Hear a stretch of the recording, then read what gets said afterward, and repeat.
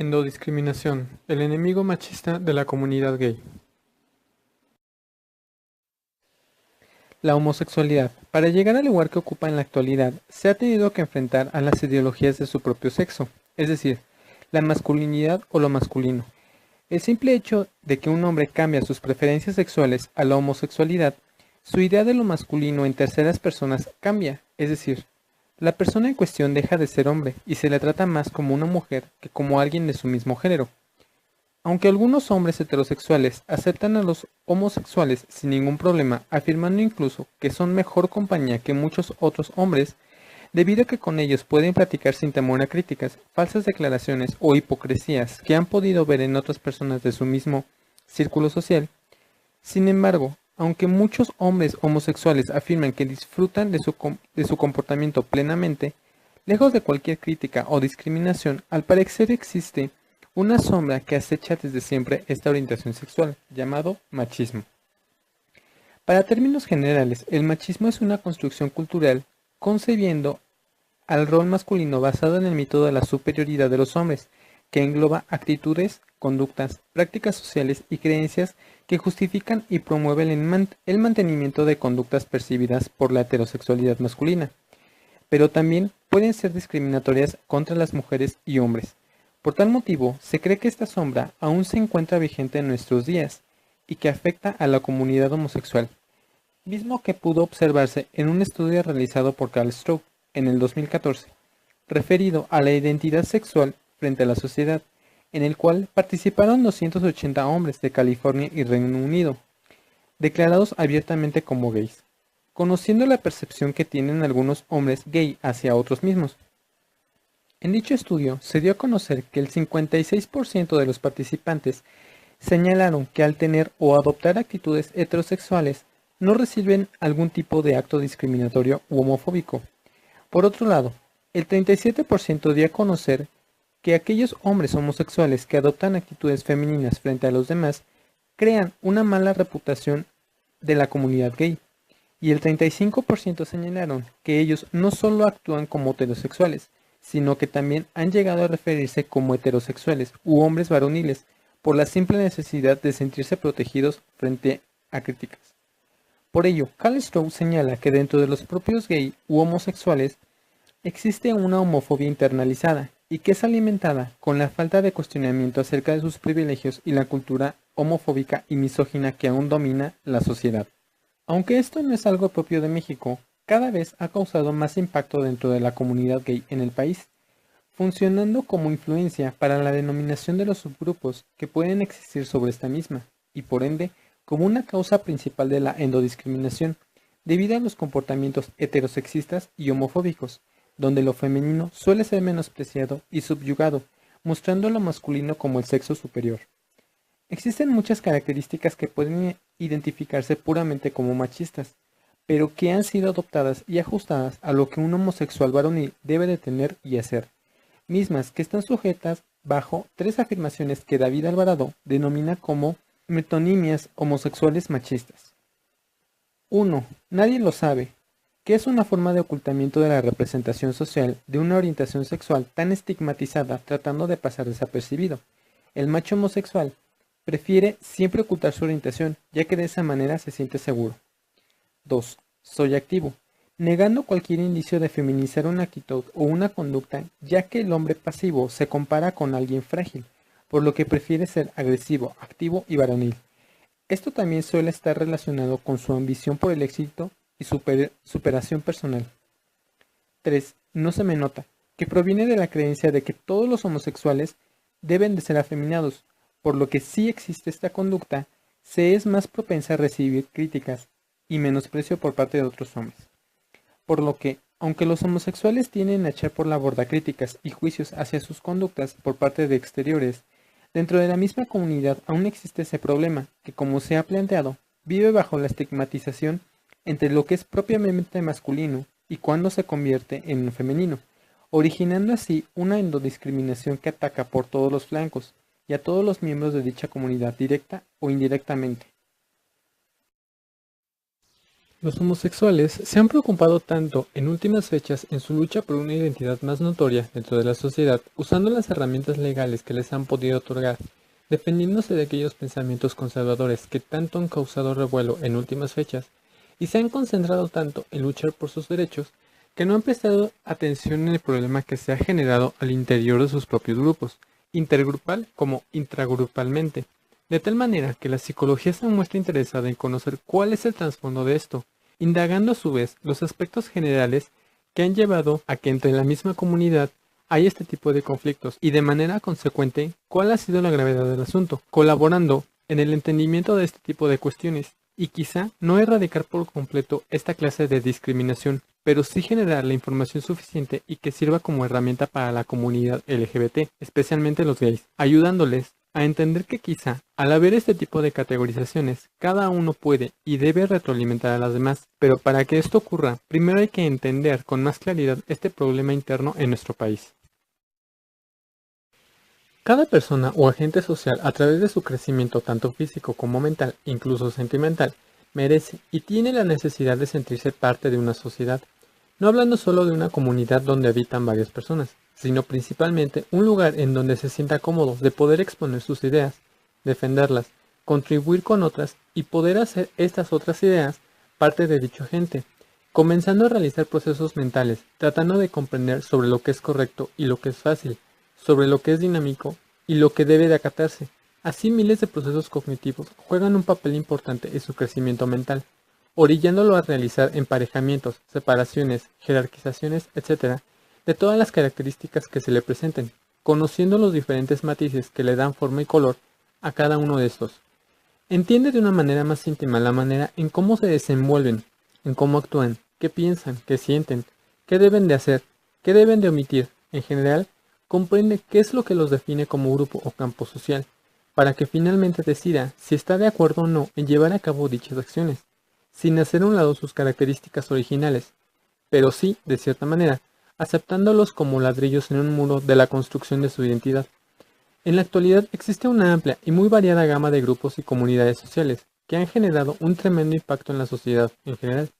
trayendo consigo pensamientos más liberales, con filosofía diferente y en general son contraparte de los grupos anteriormente formados. Y uno de estos grupos, que se han mostrado más fuertes cada día en su lucha por la aceptación y adaptación natural, es el caso de los homosexuales y la comunidad LGBT. Este grupo en especial ha comenzado una enorme lucha para con los grupos que no están de acuerdo con sus ideologías y libertades que se pueden observar en esta comunidad. Los grupos conservadores y o religiosos son los principales contradictores de las ideologías de la comunidad LGBT, mostrando un completo rechazo para este grupo social sexual, debido a que, para ellos, sus extravagancias y formas de comportamiento pueden ser algo dañino para las nuevas generaciones, llegando a considerarse un contaminante social, lo que provoca un desajuste en los pensamientos de las personas. ¿Qué es lo que está bien y qué es lo que está mal? ¿Quién tiene la razón? ¿Qué tienen en común y qué tienen en contra? Así como estas cuestiones, muchas otras cruzan por la cabeza de las personas que apoyan a uno u otro grupo. Al existir tantas ideologías dentro de una sola comunidad, existe la posibilidad de que haya rechazos hacia los derechos de sus prójimos, no siendo la comunidad gay la excepción, ya que dentro de este grupo puede verse este conflicto, por el simple hecho de no compartir sus mismos gustos, comportamientos dentro y fuera de la comunidad, por lo que, en la necesidad de querer ganar una batalla que se ha llevado a cabo por muchos años contra otros grupos sociales, no se ha notado que dentro de la misma comunidad existe un problema conocido como endodiscriminación, la cual, en este sentido, es un tipo de homofobia internalizada, la cual hace que los mismos miembros de una comunidad sientan rechazo, odio, indiferencia, etc., hacia personas de su mismo gremio, en este caso, la comunidad gay.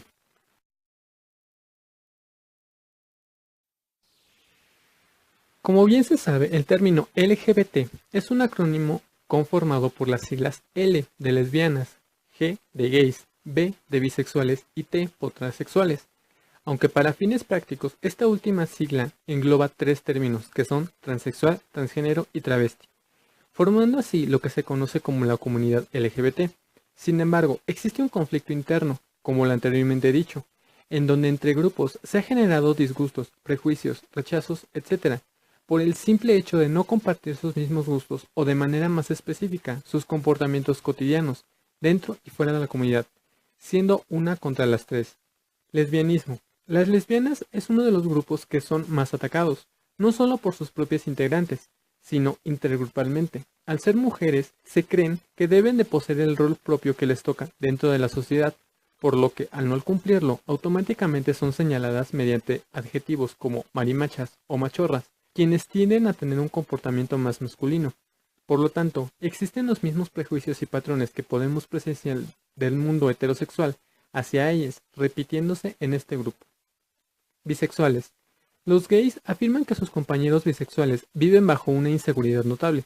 ya que al elegir ambos sexos no tienen la seguridad suficiente para decidir cuál de los dos sexos es de su preferencia, y de cierta manera es un grupo que implica más libertad, por lo que a su vez tiende a recibir mayores críticas y discriminación por parte de los gays, por el simple hecho de que no se la creen.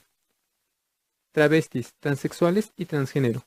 Cada término se refiere a una acción consecuente a la anterior, es decir, los travestis son personas que tienden a adoptar comportamientos propios de su sexo opuesto, tanto en vestimenta como en actitud, de manera temporal. Los transexuales son aquellas personas que usan todos sus recursos para pertenecer a su sexo opuesto, de manera temporal o permanente. Y los transgénero son aquellas personas que cambian por completo su apariencia física y biológica por el de su sexo opuesto, de manera permanente. Este grupo en específico presenta discriminación por parte de los gays, principalmente por su apariencia física, y aunque en los movimientos LGBT se les ha incluido para formar parte de los mismos y dándoles su lugar, algunas personas aún poseen prejuicios altamente notables, ya que algunos activistas y participantes de dichos eventos han pensado, y aún algunos lo piensan, que este grupo no debe de encabezarlos, debido a que hacían o hacen quedar mal a todo el movimiento en general por sus extravagancias y vestimentas coloridas, bajo el pensamiento de que, si ven que se visten así, pensarán que todos nos comportamos igual. A pesar de esto, de manera interna también se ha podido notar las mismas agresiones, con más impacto, pero sin ser del todo reconocidas. Tal vez sea porque, como muchos afirman, es una actitud propia de nuestra sexualidad o entre nosotros podemos hacerlo, y esto tiende a convertirse en un error, ya que personas homosexuales afirman que la comunidad no está capacitada para exigir derechos, si entre ellos mismos no respetan lo que exigen, y de esta manera, los gays han querido convertirse en una especie de poder supremo, es decir, han querido ganar más terreno en cuanto a la toma de decisiones sobre el qué hacer, el qué pensar, el cómo hacer, etc. de los demás, no solo de manera intergrupal, entre lesbianas, bisexuales y transexuales, sino también para sus mismos compañeros, dándose discriminaciones entre ellos, por gustos y costumbres. Para los gays, existen muchas afirmaciones y comportamientos que en la actualidad han adoptado para su identidad, convirtiéndose en algo esencial para poder ser parte de la comunidad gay, pero algunos piensan que realizar o no realizar sus mismas actividades con la misma intensidad es sinónimo de vergüenza hacia su orientación y que hasta cierto punto tienen miedo de que lo vean realizar dichas actividades, etiquetándolo de apático y sin cabida dentro de la comunidad, quitándoles el derecho a una identidad sexual. Por estética y personalidad, en varios casos, cuando un gay normal observa a otro cuyo comportamiento es absolutamente diferente, tiende a catalogarlo como inventada, es decir, una persona que es una copia de otra, adoptando su forma de ser. Cuando un hombre gay tiende a comportarse de manera masculina, ya sea por aparentar o simple comodidad, tiende a catalogarlo como buga, es decir, un gay aparentando ser heterosexual. Cuando un hombre gay es muy femenino en todas sus facetas, se le categoriza como jota o pasiva, es decir, un hombre que parece completamente una mujer. Y en este caso específicamente, el rol sexual también se convierte en una característica de discriminación machista, por el simple hecho de que solo las mujeres son receptivas sexualmente. Cuando el gay gusta de vestirse como mujer o bien portar accesorios femeninos, se le categoriza como vestida, siendo algo no exclusivo para los travestis. Así, entre otras categorizaciones más, se han convertido en objeto de discriminación, rechazo y burla entre los propios miembros del grupo gay. Por condición física, en tiempos más actuales ha aparecido una nueva categorización popular dentro del grupo gay, que tiene como base la complexión física y propiedades hormonales como el vello corporal, haciéndose comparaciones con el reino animal. Por ejemplo, cuando un hombre posee una complexión delgada pero atlética, fuerte y marcada, con vello corporal bajo o leve, se le categoriza como gato. Cuando presenta una complexión gruesa pero atlética, fuerte y marcada con vello corporal moderado se le conoce como lobo, y dependiendo de la edad que posea a la persona se le considera lobezno para jóvenes y lobo para adultos. Cuando el sujeto presenta una complexión gruesa y fornida, llegando a ser más robusta o gordo, con poco o mucho vello corporal se le conoce como oso. Y dependiendo del color del vello y la cantidad, existen subcategorías como grizzly, polar, etc. Aquellas personas que son altas, robustas, fuertes y atléticas, con poco o mucho vello corporal, se les conoce como toros. Y así, otros ejemplos pueden ser mencionados, como son los hurones, chacales, tlacuaches, y de esta manera, por ejemplo, cuando un hombre se define como lobo, defiende contundentemente sus características, rechazando a aquellas personas que no cumplen con estas, en algunos casos de manera directa, es decir, reclamándole o juzgándolo de que él no forma parte de esta categoría, o bien de manera indirecta, mediante comentarios lanzados al aire, refiriéndose a su condición y burlándose de su decisión. Cuando hablamos de una sociedad, es adentrarse en un mar de posibilidades, diferentes ideas, diferentes conceptos, elementos, conocimientos, gustos, etc. Por lo que es posible argumentar la forma en cómo una sola persona puede llegar a adaptarse, o bien, puede llegar a matizar sus ideas, para así poder encajar con lo que la sociedad le demande, tomando en cuenta por qué existe una diferencia entre un objeto real y un objeto construido. Pierre Bourdieu, sociólogo francés, menciona que ambos objetos son categorías diferentes, puesto que la realidad es compleja y se presentan múltiples aspectos que se aprenden de manera diferente. De esta manera, un objeto real puede ser preconstruido por la percepción, mientras que el objeto construido o científico se conforma por la combinación de relaciones, siguiendo el precepto de que todo aquello relacionado con lo social debe ser explicado por lo social y solo por lo social. Pero Bourdieu no solo consideró la generación de ideas como tal, y que esto no es algo propiamente natural, sino que forzosamente necesita de un agente que la alimente, la produzca y le dé la forma que debe de tomar, por lo que esta idea la definió como constructivismo estructuralista o estructuralismo constructivista, por lo que los agentes son los principales moldeadores de todas las construcciones sociales, retomando lo anteriormente dicho, de lo que lo social es formulado por lo social solamente, tomando en cuenta la visión de dichos agentes y el lugar que ocupa en ese mundo, construyendo así lo social en una realidad social, mediante su noción de interés. Por lo que Bourdieu cambia completamente la idea de que las conductas humanas son dirigidas por estar enfocadas en beneficios no materiales, sino por el contrario, lo que los agentes realizan no son conductas propiamente desinteresadas, más bien son estímulos de ciertos campos, haciendo distinción entre unos y otros, obteniendo así una discriminación pura, y estas ideas a su vez son construidas en la existencia de cada sociedad, que está dividida en dos modos: las estructuras sociales externas o lo social hecho cosas, y las estructuras sociales internalizadas o lo social hecho cuerpo.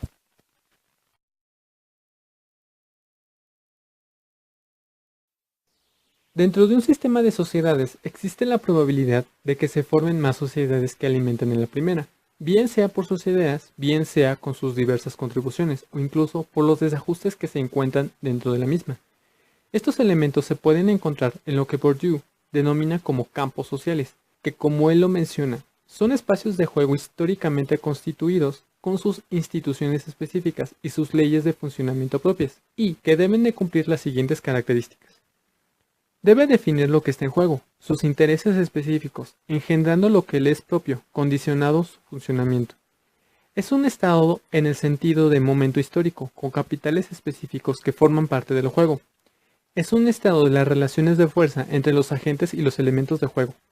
Para ser un buen campo, debe de transformarse en un campo de luchas destinadas a conservar, convirtiéndose en una diferencia nutritiva. Cada campo social posee agentes comprometidos que poseen un cierto número de intereses fundamentales y de diferencias competitivas, lo que lo convierte en un candidato para el juego. Los campos sociales poseen un aspecto dinámico, rescatando una dimensión histórica de los mismos, pero transformando sus relaciones de fuerza entre los agentes y las características en el juego. Cada campo posee límites y relaciones entre ellos, lo que lo conlleva a una redefinición permanente de dichos límites y su propia autonomía. De esta manera, cada campo debe poseer ciertas propiedades para formularse con mayor consistencia, o como lo menciona Bourdieu, capitales sociales, Como bien sabemos, un capital es un conjunto de bienes acumulados que se producen, se distribuyen, se consumen, se invierten y se pierden. Pero Bourdieu extiende este concepto y no solo le da un valor económico o con fines monetarios, sino que lo hace susceptible a cualquier proceso de producción, distribución y consumo, convirtiéndola en una especie de mercado general. Pero no todo lo que se considera un bien está integrado en un campo, ya que para ello debe de ser apreciado, buscado y en el dado caso de que sea escaso, este debe de buscarse, despertando un interés por obtenerlo y acumularlo, lo que conlleva a una división entre los que producen y los que consumen, sea cual sea el tipo de capital. Por ello, Bourdieu hace referencia de que existen más de un tipo de capitales, como son capital cultural, se refiere a los conocimientos, ciencia, arte, etc., y de cierta manera funciona como un discriminador para las desigualdades de los performances escolares, existiendo de tres formas: incorporado, bajo la forma de disposiciones durables, hábitos, relacionadas con determinado tipo de conocimientos, ideas, valores, habilidades, etc. Objetivado, bajo la forma de bienes culturales, cuadros, libros, diccionarios, instrumentos, etc. E institucionalizado, que constituye una forma de objetivación, como lo son los diferentes títulos académicos que se pueden obtener. Capital social se refiere a las relaciones y su estabilidad, considerando las relaciones mundanas, la honorabilidad y la respetabilidad que puede procurar beneficios materiales o simbólicos, dándole así un sentido de pertenencia, lo que construye el grupo y al mismo tiempo determina los límites del mismo, delimitando su espacio y los estatutos para los cuales algún tipo de intercambio no puede llegar a darse. Capital simbólico se encarga de enaltecer por sobreañadido el prestigio, la legitimidad, la autoridad, el reconocimiento de otros capitales, la distinción y diferenciación con los otros agentes del campo. Este tipo de capitales son denominados por los mismos agentes, que practican y construyen las reglas del juego de cada uno, independientemente de las características propias de cada agente, y se rigen por tres criterios o principios de distribución: posesión o no, que supone la posibilidad de pertenecer a cualquier campo, teniendo el capital que se le imponga, siempre y cuando respete las reglas del juego. Posesión mayor o menor, que supone que se debe de poseer el capital que se requiere en dicho campo, pero también es tomado en cuenta el volumen mayor o menor de este capital, o bien el poder de administrarlo. Legitimidad. Bajo este criterio no solo se fija en la posesión del capital, sino que también debe existir un reconocimiento social, lo que le da su legitimidad. Entre más renombre tenga, más credibilidad y confiabilidad tiene.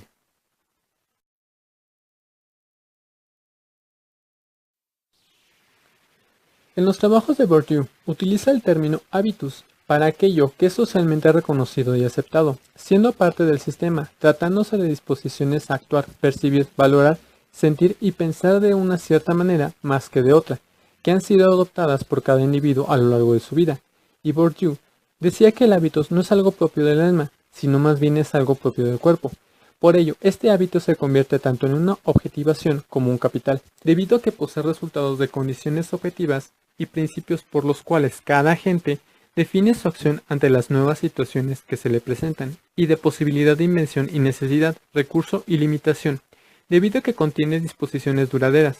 Pero, aunque al hablar de hábitos se piensa en algo general, es adecuado recalcar que existen dos tipos de hábitos, que son el hábitus de clase, que supone el reconocimiento de semejanzas entre las disposiciones de los individuos que comparten similares condiciones objetivas de vida, y del campo al que pertenece, mientras que el hábitus individual refleja las disposiciones que no son necesariamente iguales, sino que son lo que hace la diferencia de cada uno, y que hasta cierto punto no debe de ser impedimento para la integración de un campo social, siendo esto un error. De esta manera, y sabiendo ampliamente las posibles causas de la endodiscriminación en la comunidad gay, surge la pregunta que nos compete, globalizando de manera concreta este problema. ¿Cómo influye el machismo en la endodiscriminación en el campo social gay?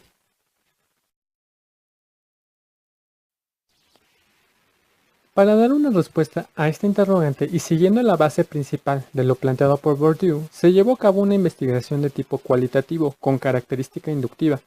debido a que los datos obtenidos principalmente estuvieron enfocados en explicar las características principales que dan paso a la discriminación en la comunidad gay, y al momento de recoger los datos, que se hace mediante la observación empírica o mediciones de alguna clase, dan paso a la construcción de categorías y o proposiciones teóricas. Su diseño fue observacional descriptivo, porque los datos obtenidos y utilizados tienen una finalidad puramente descriptiva, y el investigador solo se limita a observar, medir y analizar determinadas variables, sin ejercer un control directo en la intervención. La muestra estuvo conformada por 5 participantes, que se autodenominaron varoniles, reservadas, dominantes y con cierta tendencia al comportamiento machista, cuyo procedimiento fue bajo el muestreo de bola de nieve, que se refiere a que se identifican los casos de interés a partir de alguien que conozca a otra persona semejante, que puede resultar un buen candidato para participar. Los instrumentos utilizados fueron una entrevista semiestructurada, conformada por 15 ítems divididos en 3 grupos, de 5 preguntas, no consecutivas, relacionadas con artículos de Soy homosexual, una de las principales páginas con temática de género en el país, y que ha funcionado para dar información sobre la comunidad y demás tópicos en general, y un dispositivo de audio para la obtención de evidencias. Las entrevistas fueron realizadas en un lugar cerrado, y sin agentes ajenos a la entrevista, debido a que al tomar la evidencia con un equipo de grabación de audio podría haber interferencia al momento de la entrevista, por lo que se eligieron zonas con bajo riesgo de contaminación auditiva y a su vez no perjudicar la atención del participante. El procedimiento se llevó a cabo de la siguiente manera. Se abrió una convocatoria haciendo uso de las herramientas virtuales,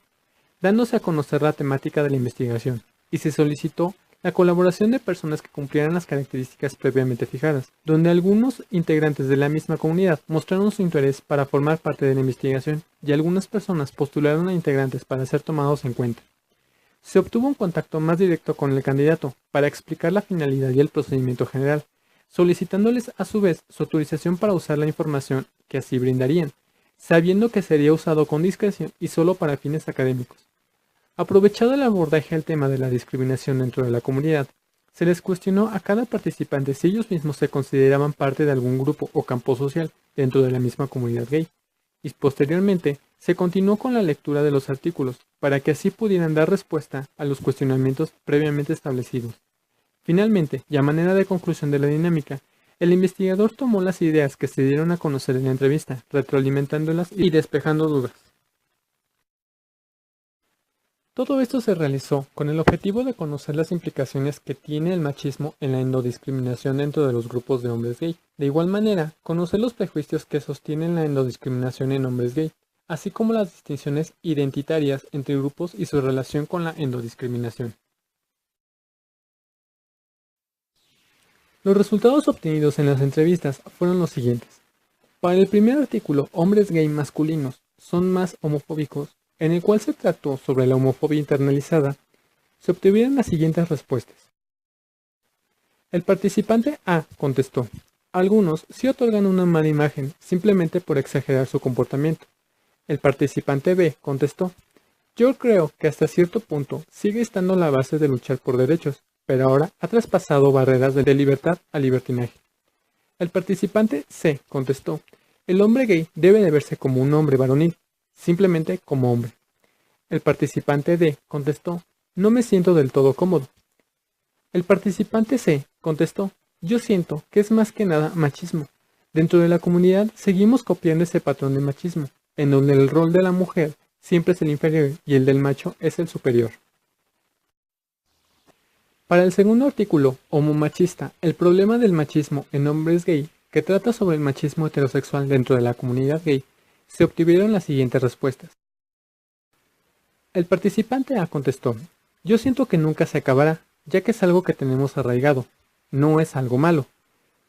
El participante B contestó: este tipo de hombres se sienten más masculinos por tener más vello que aquellos que no lo tienen.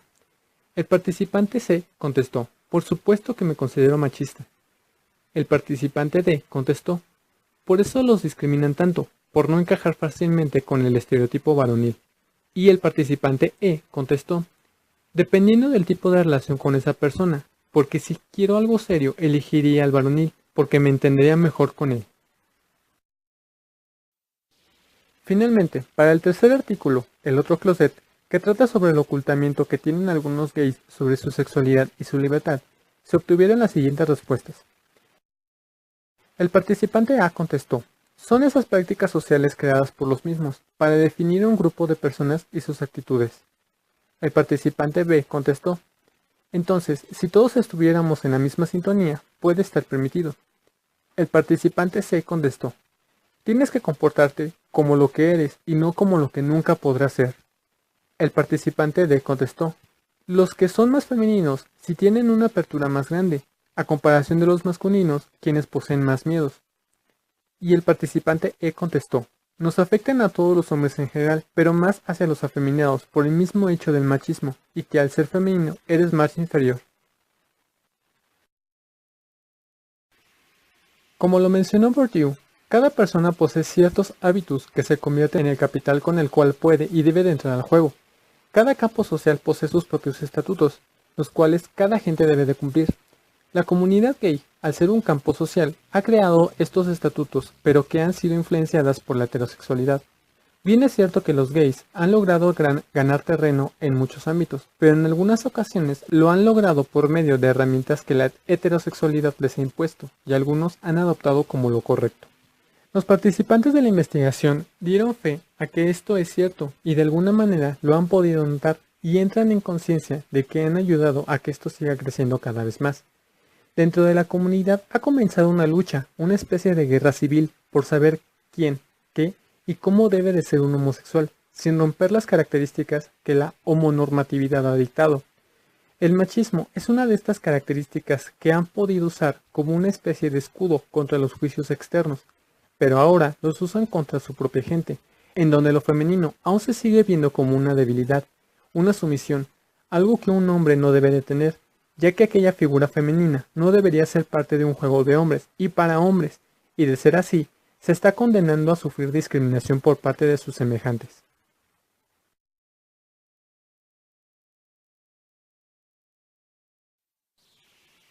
Quizás sea necesaria una indagación más profunda sobre el grado de afectación que tiene esa endodiscriminación en la propia comunidad, pero por el momento puede servir para plantar esa cuestión, esa semilla que se ha ido evitando y por ende no ha rendido frutos, que bien pueden servir para continuar con esa lucha, tal vez interminable de la comunidad gay y su deseo por formar parte de una sociedad que fluya armónica y nutritivamente. Pero de manera interna, hay un problema que también debe de tratarse, principalmente para que la diferencia no sea motivo de exclusión. Muchas gracias.